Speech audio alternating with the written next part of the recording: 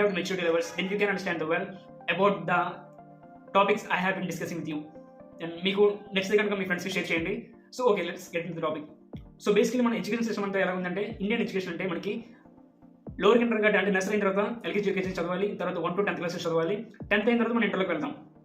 So basically మనకి 1 to 10th class వచ్చేసి ICSE CBSE సిలబస్ని కూడా ఇంక్లూడ్ చేశారు. సో ఆఫ్టర్ 10th ఏంటంటే మనకి inter, ITI, polytechnic, diploma. So ఇవేంటంటే ఇంటర్ వచ్చేసి MPC, BiPC, CSC, HEC. MPC వచ్చేసి మ్యాథ్స్ ఇంకా బీటెక్ వైపు వెళ్ళడానికి ఉంటుంది, బీటెక్ డిగ్రీకి. బైపీసీ వచ్చేసి మనకి బయాలజీ లైక్ అగ్రికల్చర్ వెళ్ళచ్చు, అంటే మెడిసిన్ సంబంధించిన వెళ్ళచ్చు, అగ్రికల్చర్ టైప్ వెళ్ళచ్చు, బేస్డ్ ఆన్ మెడికల్ ఎక్విప్మెంట్ తయారు చేయడం కానీ, లేదంటే మెడిసిన్ తయారు చేయడం కానీ, వీటికి వెళ్ళచ్చు అనమాట. అండ్ సిఎస్సి, హెచ్ఈసీ వచ్చేసి మీరు లా చదవడం కానీ, so based on the courts and penal courts law ఇటువైపుకి వెళ్ళడానికి ఉంటుంది. సో దీని తర్వాత వచ్చేసి బీటెక్. బీటెక్ వచ్చేసి మనకి డిగ్రీ ఉంటుంది. దెన్ ఆఫ్టర్ బీటెక్లో మనకి మెకానికల్, సిఈసీ,